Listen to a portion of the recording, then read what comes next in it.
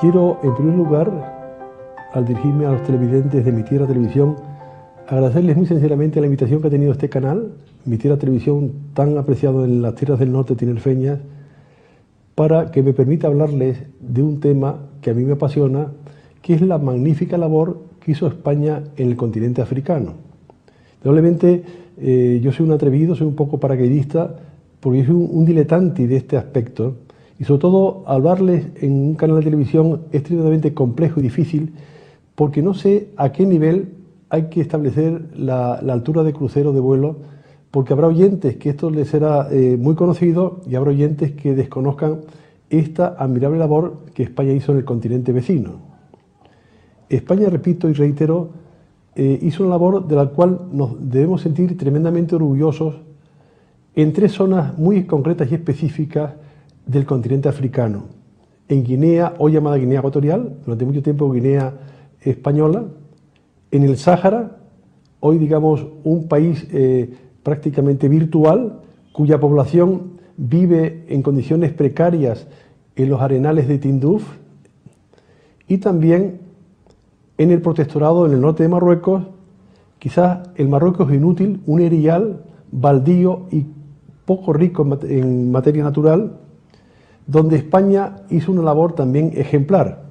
El protectorado tenía dos zonas, quizás como mucha gente desconozca: el protectorado norte, que eran unos 70.000 kilómetros cuadrados, con cerca de 1 millón de habitantes indómitos y auténticamente belicosos, que crearon muchos problemas a la acción civilizadora de España, y el protectorado sur, que es la zona de Tarfaya, la zona de Tantán, de Villavén, que hoy está de moda, está muy en la actualidad, porque el gobierno marroquí intenta establecer ingenios nucleares para generar energía.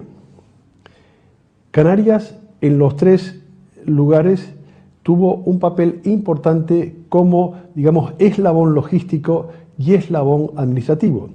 Vamos a hablar brevemente en esta charla sobre la Guinea española, sobre la Guinea que después va a ser Guinea Ecuatorial. Pienso que es un tema que merecería otra charla, que es lo que pretendo hacer ahora, pero brevemente, Canarias va a Guinea gracias al Borbón, al rey Borbón más inteligente, Carlos III, que una vez superados los plazos del humillante Tratado de Utrecht, se decide buscar su propia mano de obra, el ébano negro, en el continente africano. España no podía fabricar esclavos, España no fue un país esclavista, España los compraba a naciones europeas que sí fabricaban esclavos, como Portugal, como Inglaterra, como Francia, y como esos con tanta buena prensa como son los holandeses y los daneses. Estos sí compraban esclavos, estos sí fabricaban esclavos en las factorías africanas. Y después España estaba obligado a comprarlos a Portugal y a Gran Bretaña para introducirlos para explotar las colonias americanas. Carlos III se pone de acuerdo con su hermana, la reina de Portugal, la reina María, y tras los tratados de San Ildefonso y de la Granja, digamos, ocupa y va a tomar posesión de sus tierras guineanas. Curiosamente, los portugueses nos venden en esos tratados, a cambio de tierra brasileña, unos territorios que ellos desconocían también. Era una isla al norte de Santo Tomé y Príncipe, la isla de Fernando Po, llamado así por el marino portugués que la descubre, y la isla de Annobón, porque se descubre el día de Año Nuevo, que era la única posición española por debajo, posteriormente después de la pérdida de América, por debajo del Ecuador. La isla de Annobón, también una historia muy interesante. Y también nos venden los derechos del continente, los derechos de la costa, que van desde la desembocadura del río Níger, desde Port Harcourt, a la mitad del territorio de lo que hoy es Gabón, donde nos quedó solamente la 9/10 parte tras los acuerdos con Francia a principios del siglo XX, cuando la Comisión Española va presidida por un canario, por don Fernando León y Castillo, un canario muy político, muy hábil, que era un hombre muy francófilo, un hombre que había sido embajador de España en Francia, un hombre que incluso, que yo creo recordar que muere en Francia en Biarritz por una pulmonía, pero que indudablemente cuando va a las conversaciones de tratado de límites fronterizos con Francia para establecer las fronteras del río Muni, las fronteras de Guinea continental, las fronteras de Bata, suelta una frase que curiosamente a mí me desconcierta, que dice: vengo representando a un país que no tiene fuerzas para defenderse, ¿no? Curiosamente, paradójicamente, a don Fernando León Castillo le van a nombrar posteriormente, después de esas fracasadas negociaciones con Delcassé, el ministro francés, le nombran marqués de Río Muni, ¿no? ¿Cómo sería el tratado? Que el jefe de la misión española de límites fronterizos se pega un tiro en el buque de regreso a España, el buque Rabat, porque se siente avergonzado de lo que España pierde en el continente. España le hubiera correspondido 10 veces más de lo que hoy es la Guinea Ecuatorial continental.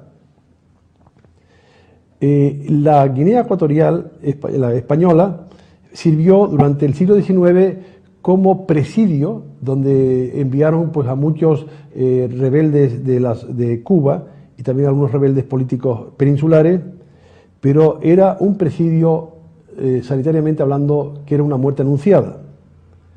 España olvida rápidamente la existencia de Guinea, que se había ocupado secretamente desde Uruguay, desde Montevideo, la escuadra que ocupa las tierras españolas en Guinea para buscar el ébano negro, parte del puerto montevideano, y va presidida por el conde de Argelejo, cuyo hombre de confianza es un antepasado de Primo de Rivera, es un bisabuelo de don Miguel Primo de Rivera y es un bisabuelo del fundador de la Falange, José Antonio Primo de Rivera. España, a mediados del siglo XIX, intenta vender sus posesiones a Gran Bretaña, sobre todo para pagar la deuda que el gobierno español tenía de haber comprado a Gran Bretaña material militar para las guerras carlistas, y Espartero, jefe de gobierno en ese momento, intenta colocarles la tierra guineana y se arma una polémica periodística que mueve las islas. Finalmente España renuncia a la venta a Inglaterra y España se dedica a evangelizar de manera modélica aquellos territorios. ¿Quiénes son los que evangelizan Guinea Ecuatorial? Van a ser una joven instituto religioso que son los religiosos del Corazón de María, los claretianos, así llamados porque su fundador fue San Antonio María Claret, que posteriormente va a ser beatificado y canonizado. Y San Antonio María Claret, que es un auténtico santo, fue obispo de Santiago de Cuba y posteriormente fue confesor de esa reina muy castiza, muy española, pero que también era un pendón desorejado que atendía el nombre de Isabel II. ¿Cómo sería esta buena hija de la Iglesia que el obispo San Antonio María Claret, que por cierto dice misa en Santa Cruz de Tenerife, en la Concepción, pide al Vaticano, pide a la Iglesia que le exonere sus responsabilidades como director espiritual de la reina Isabel II, ¿no? Canarias sirve de eslabón administrativo y de eslabón logístico para cristianizar, para civilizar la tierra guineana.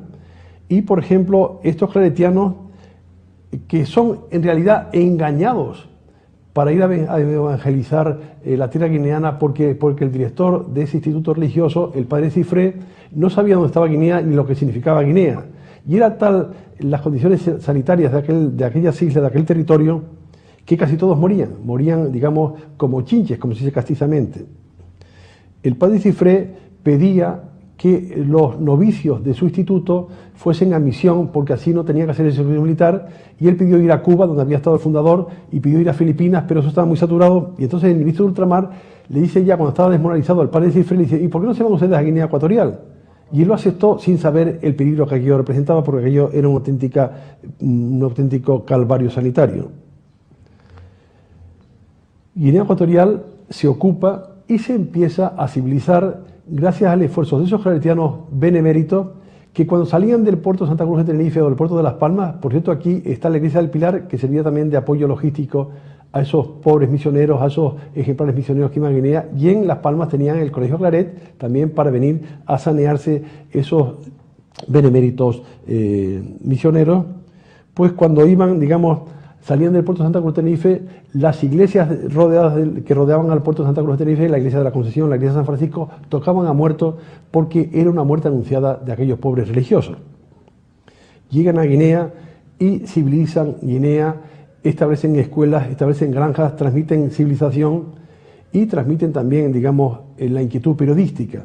Los claretianos llevan las imprentas, llevan las máquinas de escribir, llevan las escuelas y hacen una labor auténticamente admirable durante el tiempo que dura el dominio español en Guinea Ecuatorial hasta el año 68, hasta el 12 de octubre de 1968, en el que España, digamos, entrega el poder a un paranoico que después se demostró que era el presidente Macías, tío del actual presidente guineano.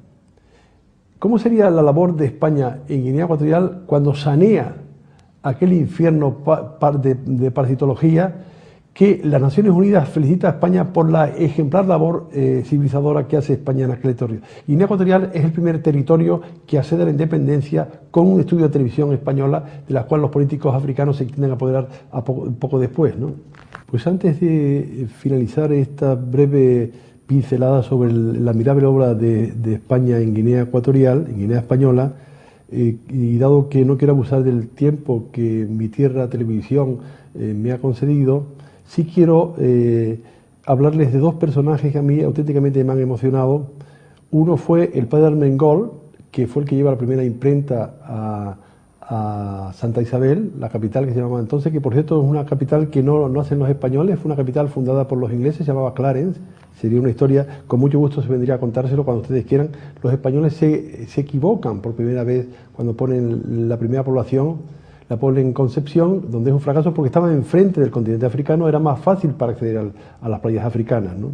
Donde estaban los fans que eran temibles.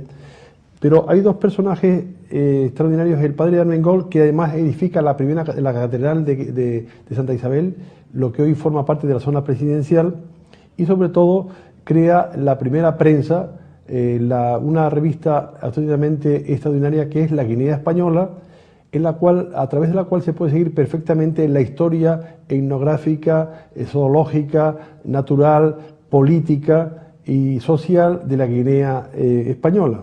Desgraciadamente, cuando Guinea accede a la independencia, vuelvo a repetir, en el año 68, duran tres números más, después de haber sido cambiado de título, se llama la Guinea Ecuatorial. Aquel paranoico y mal aconsejado Macías la destruye toda la prensa española y todos los medios españoles, ¿no? También Guinea Ecuatorial fue un secreto con posterioridad a la independencia por, digamos, la mala química que funcionó entre el gobierno de Macías, bueno, llamamos gobierno porque el hombre se cargó a casi todos los ministros, y el gobierno español. Y otra figura que vuelvo a repetir, sí me interesa destacar, es la figura del padre Juanola, un claretiano admirable, hoy perfectamente desconocido en España. El padre Juanola, aparte de un gran misionero, fue un gran psicólogo de los pueblos africanos. Hablaban 6 y 7 idiomas de la zona africana que le tocó vivir, muere en Guinea Ecuatorial, y además era un gran, digamos, embajador de España para hablar con los jefes de la zona continental. Pero sobre todo, el padre Juanola tiene un hecho que a mí me admiró, que es que él, estando de misionero único europeo en Annobón, la isla al sur del Ecuador, defiende la isla de la ocupación alemana. Llega un buque de guerra alemán, el Cíclope, e intenta tomar posesión de la isla y se enfrenta a Juanola, al padre Juanola, que le dice: para ocupar esta isla tiene usted que pasar por encima de mi cadáver. porque esta isla está ocupada por España, es de España, como ve usted en la bandera que está en la iglesia, y aquí soy yo el que representa a la administración española. Y galantemente los alemanes que buscaban tierras por África se retiran de manera caballerosa. Hemos de decir que también Claretiano es el primer obispo de Guinea.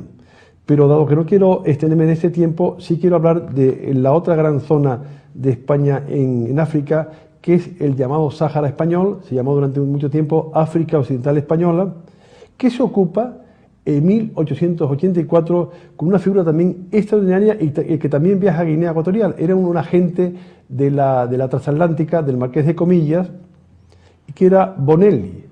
Bonelli es el hombre que va desde Las Palmas a tomar posesión en el año 84 por orden del gobierno que presidía Cánovas del Castillo, otro gran africanista que escribe obras sobre Marruecos. Va a ocupar, digamos, va a fundar la ciudad de Villa Cisneros y la va a fundar con una compañía con un grupo de marineros de Las Palmas, incluso llevan el primer casetón que se establece en Villa Cisneros, lo llevan desde Las Palmas de Gran Canaria. Curiosamente, esta primera ciudad, esta primera población, poblamiento en la África Occidental Española, es destruido por el ataque de los saharauis, pero fundan con más intensidad, creando un fuerte ya fijo, casualmente después de la independencia, incomprensiblemente pasa a llamarse Villa Cisneros a llamarse Dacla, cuando allí no había nada. O sea, la ciudad es creada por el amigo Bonelli.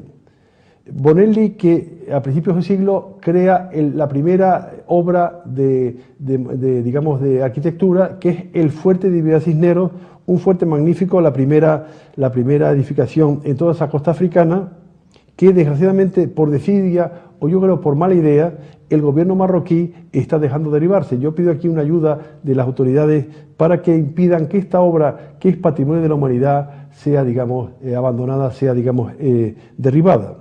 Es curioso que Saint-Exupéry habla en sus obras, él fue un gran piloto francés que vuela por el Sáhara español, que admira el aeropuerto de Villa Cisneros, decía que tenía un filme extraordinario, y lo relata muy bien en una obra que se llama Tierra de Hombres, ¿no?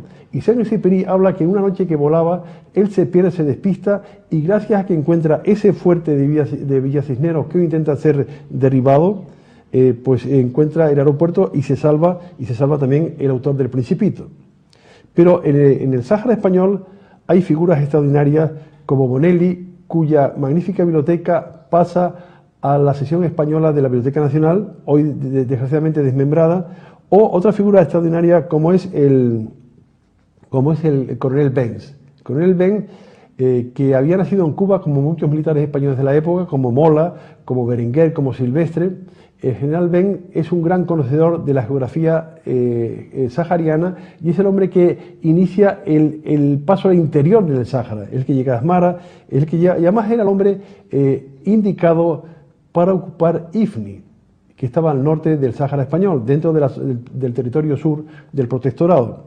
Desgraciadamente, el Benz es desplazado por Capaz, de esto hablaremos posteriormente. Pero sí quiero decir que España empieza a promocionar el Sáhara después de la Segunda Guerra Mundial. El Sáhara español empieza a ser muy importante por las pesquerías ya conocidas desde el siglo XV, pero también empieza a ser conocido por su magnífica posición estratégica.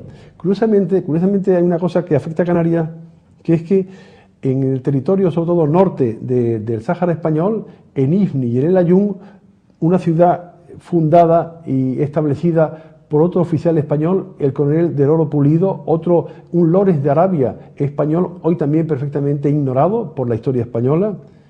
Digamos que en esos territorios llegaban despistados aviones aliados, aviones norteamericanos que se despistaban cuando, después de la operación Antorcha, los americanos, digamos, desembarcan en Casablanca y la Fuerza Aérea Española los trata como compañeros y en reciprocidad los pilotos norteamericanos pagaban a esa buena cordialidad del Ejército del Aire Español con la penicilina, que era la droga milagro en los años 44-45, y la primera vez que se pone penicilina en nuestro país se pone en Tenerife a un general del campo Tabernilla que estaba el hombre afectado de cáncer, pero que pensaba que la penicilina lo curaba todo y se lo puso, y pasa la historia de la farmacología por ese aspecto.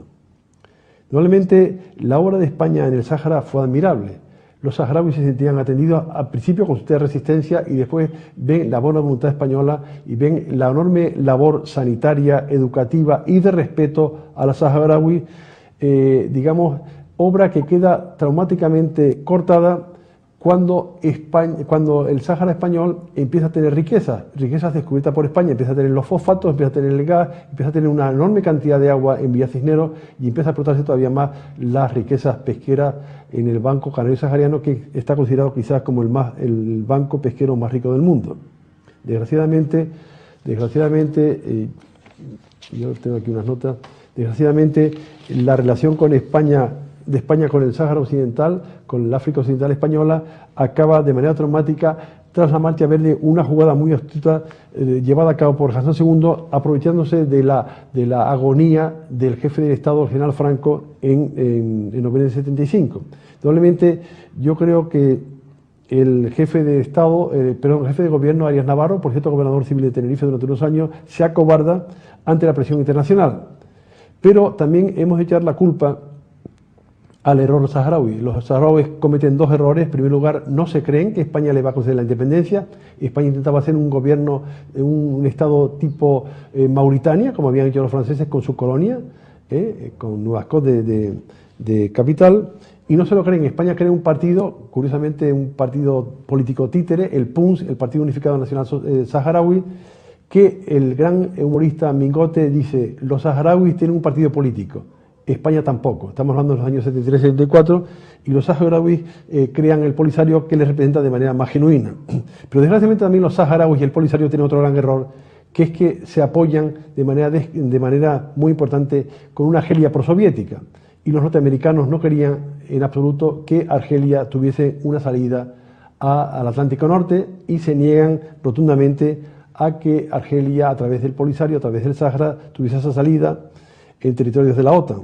Se moviliza USA y entonces en ese momento los saharauis están perdidos. Los saharauis son abandonados ante la presión internacional y la población saharaui tiene que huir, tiene que evacuarse a los campamentos de Tinduf, de la Hamada, ¿no? España, tras 60 años de fecundísima labor en el África Occidental Española, se desentiende de la misma bajo la presión internacional. Hemos de decir que también a la población saharaui tampoco la ha defendido la comunidad internacional, porque no se ha hecho caso del fallo del Tribunal Internacional de la Haya, que defiende las tesis saharauis, ¿no? En el cual se dice que la autoridad del sultán marroquí no tenía ningún predicamento al sur del río Dra, ¿no? Desgraciadamente se pierde ese territorio que había ocupado Emilio Bonelli mediante la compra a los notables saharauis de la zona de Villa Cisneros en una curiosa escritura de la cual da acta un notario de Las Palmas de Gran Canaria, ¿no? Pero un poco más al norte del África Occidental Española se encontraba inmerso, embutido en el Protectorado Sur, el enclave de Ifni. El enclave de Ifni, que había sido ocupado por Capaz, el coronel Capaz, en 1934, por orden del presidente de gobierno de la República, don Alejandro Lerroux. En el año 34, digamos, España ocupa, después de 20 intentos de ocupación del territorio, porque el territorio fue, digamos, una compensación de guerra que el sultán de Marruecos concede a España, dejándole un territorio a ocupar sin definir, que hubiera sido la antigua Santa Cruz de la Mar Pequeña, ¿no? Unos enclaves españoles en el continente africano que, según el gran historiador canario Romero de Armas, iba a ser o Puerto Cansado o iba a ser Agadir. Desgraciadamente nos dieron el periodo del territorio de la costa. Como decía el general Franco, en el reparto africano a España le tocó los huesos y el pellejo. En Ifni ocurrirá uno de los agravios más dolorosos, que fue el alevoso ataque de del llamado Ejército de Liberación, encabezado por Ben Hammoun, un agente de Hassan II, el que fue después posteriormente Hassan II, que nos ataca en el año 1957, tanto en Sidi Ifni como la banda que le rodea, como también, digamos, los territorios del África Occidental Español, la Yung, etcétera, etcétera, ¿no? Sidi Ifni es lo único que queda defendible, gracias al general Samayoa, y Sidi Ifni, que no era una colonia, que era una concesión de compensación del sultán a España, se pierde en un tratado que firma el general Franco, un tratado de amistad y buena vecindad con el rey de Marruecos, con Hassan II, y un tratado en el cual a España le daban unas grandes concesiones pesqueras que nunca han cumplido los marroquíes, ¿no? Habría que hablar mucho del ataque a Ifni, en la cual, digamos, también España había jugado un poco a la confusión en la independencia de Marruecos en el año 56, en abril del 56, porque no quedó claro que el protectorado sur debería ser concedido a Marruecos. Por tanto, tampoco quedaba muy claro, quedaba absolutamente claro que ese Ifni era español, ¿no? Y vamos a ocuparnos ahora de la tercera zona, que es la zona más interesante desde el punto de vista histórico, que es la zona de Marruecos, la relación de España con Marruecos, con la zona del norte de Marruecos. España tuvo siempre una relación multisecular con algunas enclaves marroquíes. España tuvo ha tenido y tiene dos plazas de soberanía, dos ciudades españolísimas como son Ceuta y Melilla, antes incluso de que Marruecos existiera. Y junto a ellos existían también una serie de islas y peñones, Chafarinas, Vélez de Gómara, el Peñón de Alucemas, etcétera, etcétera. Pero en Ceuta, en 1859, a mediados del siglo pasado, España es atacada por una serie de bandas fuera, o a veces mandada de manera subrepticia por el sultán. El sultán no tenía autoridad quizás en la zona norte de Marruecos, en el protectorado norte de Marruecos. Ahí había una serie de figuras como el rey Suni, como el Rogui, etcétera, etcétera, que campaban a su respeto, o como el Glawi en el sur, ¿no?, en la zona de Marrakech. España, atacada en su dignidad, prepara la guerra de África. Es una batalla victoriosa encabezada o dirigida por un chicharrero, don Leopoldo O'Donnell, que había nacido en Santa Cruz y que le va a conceder posteriormente, siendo presidente de gobierno, el título de ciudad a Santa Cruz de Tenerife, ¿no? La campaña de Marruecos, la campaña de África, fue una gran guerra y una paz pequeña, porque España prácticamente no saca ninguna ventaja territorial, salvo Ifni, que tarda casi 74 años en ser ocupada por el general Capaz, y amplía ligeramente los perímetros de Ceuta y Melilla. Pero España, en esos años entre 1860 y 1906 y 1912, que se responsabiliza de la civilización del protectorado norte, España sigue haciendo una gran labor civilizadora en el norte de Marruecos, concretamente en Tánger. España, por ejemplo, establece en Tetuán el primer periódico del reino jalifiano, el del reino alagüita. España establece en Tetuán, digamos, un periódico admirable, el Eco de Tetuán, fundado por Pedro Antonio Alarcón. Pedro Antonio Alarcón está considerado quizás uno de los primeros corresponsales de guerra, y si no es el primero, sí es por lo menos el primer enviado que establece un periódico en el sitio donde es enviado, en Tetuán. Hoy es una joya de hemeroteca, ¿no? Pero es que España no solamente establece los primeros diarios, los primeros periódicos en Marruecos, sino que también establece en Marruecos el primer servicio de correos, gracias al apoyo logístico de los consulados en las ciudades marroquíes. Establece una especie de Pony Express que después ha sido reflejado en las películas norteamericanas, uno de cuyos jinetes fue Buffalo Bill. España establece también en Marruecos el primer cable telegráfico que une Tánger con Tarifa. Establece también en Marruecos, concretamente en Tánger, en una ciudad maravillosa, el primer servicio de teléfono. Establece en Marruecos también la primera luz eléctrica, gracias al capital invertido por el marqués de Comillas. Establece también en Marruecos, en Tánger en concreto, la primera imprenta hispano-marroquí. Es decir, que fuera de las responsabilidades políticas, España es generosa con Tánger y con Marruecos. Digamos, el vacío político nacional que supone el norte de Marruecos fuera de la autoridad del sultán llama la atención a las colonias europeas e intentan ser ocupados por Alemania. Manda una expedición a Agadir, también el canciller, el emperador alemán, el emperador alemán va también a Marruecos. Francia e Inglaterra se asustan y acuerdan una inefable conferencia en 1906, que es la célebre conferencia de Algeciras, cuyo centenario acabó de celebrar el año pasado. Y también posteriormente se establece el Tratado de Madrid, en el cual Francia y España se reparten Marruecos. A España le tocó la parte, digamos, estéril, la parte inútil de Marruecos, y además la parte más levantisca y belicosa, la parte del norte. Francia se coge la parte más productiva y la parte más civilizada, que es también rápidamente dirigida por un residente francés, general Lyautey, que era un enemigo acérrimo visceral de España. Afortunadamente, el general Lyautey fue sustituido por el general Pétain, que fue el gran defensor de Francia en la Primera Guerra Mundial y que gracias a cuya ayuda conseguimos desembarcar en Alhucemas y recuperarnos de los desastres militares de Anual y de Monterruit. Como les decía, España, tras el Tratado de Madrid de 1912, se encarga del norte de Marruecos de civilizarlo bajo mandato internacional, pero ante las dificultades que encuentra, porque España encuentra un territorio difícil orográficamente, eso sí de una gran belleza que yo los invito a que ustedes conozcan, difícil de comunicaciones, no existían comunicaciones entre los poblados. España encuentra que solamente dos núcleos pueden ser considerados como ciudades. Uno es Larache, la antigua Hespéride, Larache que era la antigua ciudad de los fenicios, del cual se basan logísticamente para venir a Canarias, para encontrar la púrpura y encontrar el garum.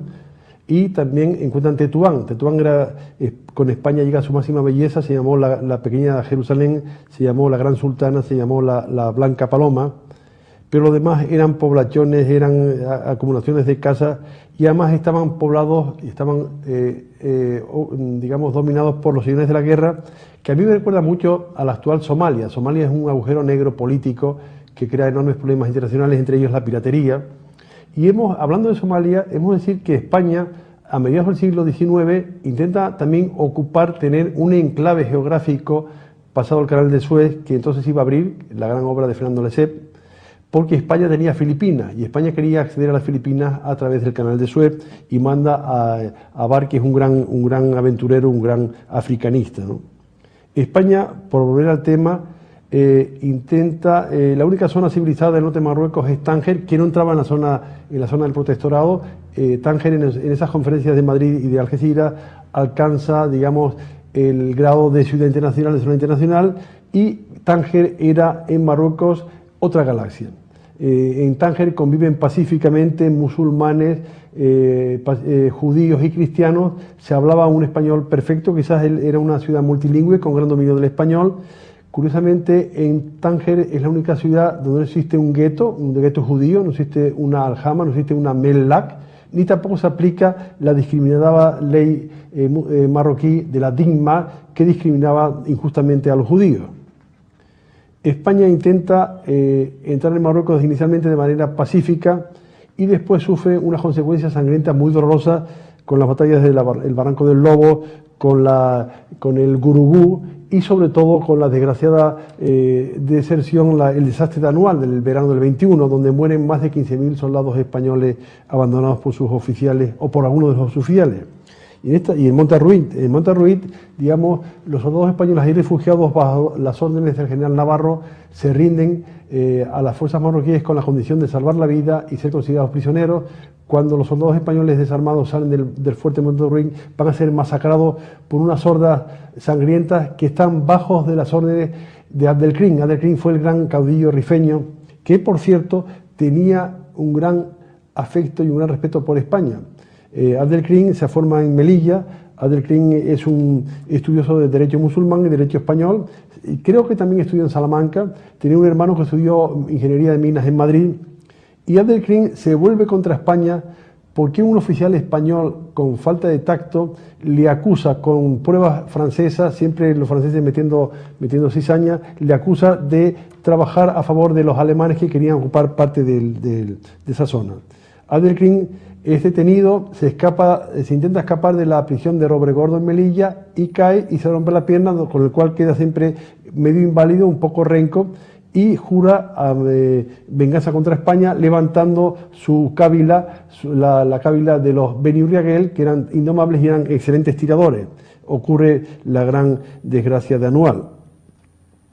Abdelkrim, curiosamente, cuando Marruecos o las bandas influenciadas por el gobierno marroquí atacan el Sáhara español, se ofrece a levantar a los rifeños desde el Cairo, donde por cierto está enterrado. Él murió muy mayor una vez que se escapa del destierro que le habían impuesto los franceses en Madagascar.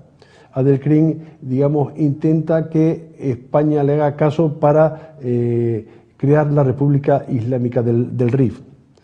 Estas sangrientas escaramuzas que tanta sangre y tanta pena causaron en España se acaban el año 25 con el brillante desembarco de Alhucemas encabezado por el general Primo de Rivera, y se inicia la fecunda pacificación. España hace una tremenda labor sanitaria, hace desaparecer las enfermedades que padece la población musulmana del norte de Marruecos, hace una gran labor educativa. Además, España nunca intenta españolizar, España intenta que la enseñanza sea árabe, que sea islámica, a través de subvencionar las enseñanzas en esas escuelas.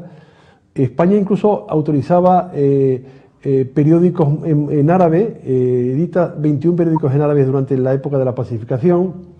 España además al final, en los años 50, autoriza periódicos y partidos políticos nacionalistas, cosa que en la España de Franco no estaban autorizadas. España además establece también magníficas comunicaciones, crea ciudades como Nador, como Alucemas, que se llamó inicialmente Villa Sanjurjo. Establece también la radio, redes de radio, establece también el cine, hace unas películas como la canción de Haiza, canciones marroquíes, etcétera, etcétera, cosa que va a repetir después en el África Occidental Española, llevando la radio, llevando la prensa y casualmente la Radio Nacional a través de Tenerife, a través de las antenas del Centro Nacional, del Centro Emisor del Atlántico en Los Campitos. También lleva la señal de televisión. España no españoliza. España, digamos, intenta mantener el alma marroquí en el norte de Marruecos. Pero ocurre que Francia empieza a tener problemas en sus colonias. Francia tenía problemas en Vietnam y sobre todo Francia empieza, cuando viene la oficialidad hispano-argelina, de luchar en la Segunda Guerra Mundial y de luchar en Vietnam, en Indochina, perdón, en Dien Bien Phu, que es donde se pierde el orgullo del ejército francés. Esa oficialidad argelina intenta recuperar la independencia de su pueblo que Francia consideraba una provincia francesa. Francia había ocupado Argelia en 1830 y Francia se encuentra en la tesitura de atender dos terrorismos independentistas, el marroquí y el argelino. Como Argelia la consideraba una provincia francesa, abandona y concede la independencia a Marruecos en marzo de 1956, recuperando la figura de Mohamed V, que había sido desterrado por los franceses y que España nunca reconoce al sultán títere de Ben Jarafa. Digamos que a Mohamed V lo destierra a Madagascar. Cuando Francia concede la independencia en marzo del 56 a Marruecos, España no queda más remedio también de conceder la independencia a Marruecos un mes después, en abril del 56. Y hay una anécdota que quizás no sepan, porque ahí España actúa muy honestamente cuando el rey de Marruecos exige o pide al general Franco la independencia del Protectorado Norte.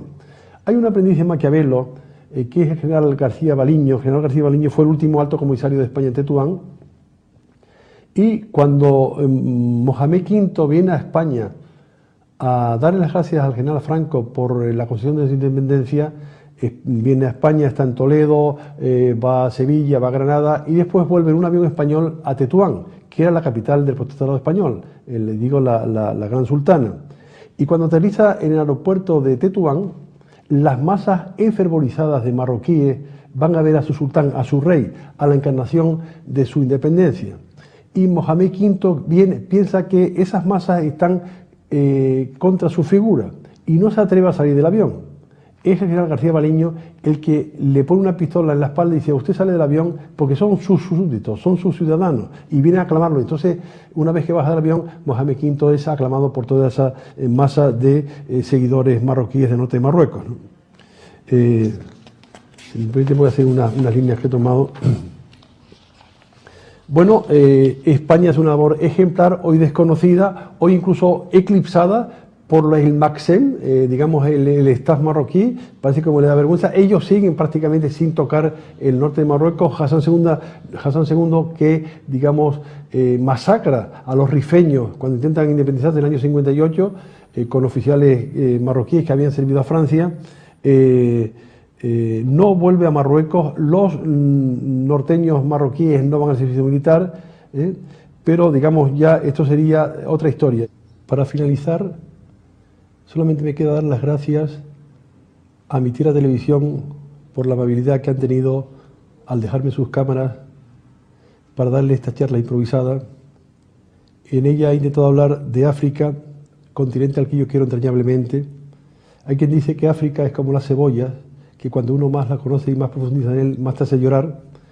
Continente en el cual España hizo una labor admirable, de la cual los españoles debemos sentirnos orgullosos, debemos sentirnos auténticamente ejemplarizados. Muchas gracias.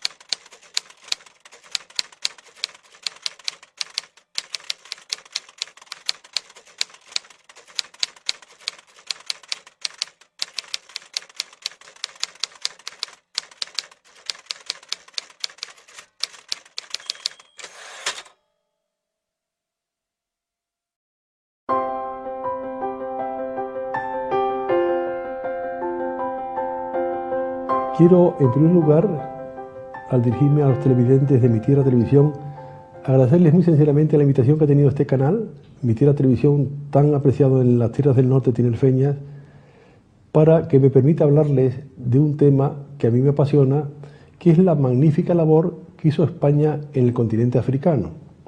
Probablemente yo soy un atrevido, soy un poco paracaidista, porque soy un diletante de este aspecto, y sobre todo hablarles en un canal de televisión extremadamente complejo y difícil, porque no sé a qué nivel hay que establecer la altura de crucero de voz, como Portugal, como Inglaterra, como Francia, y como esos con tanta buena prensa como son los holandeses y los daneses. Estos sí compraban esclavos, estos sí fabricaban esclavos en las factorías africanas.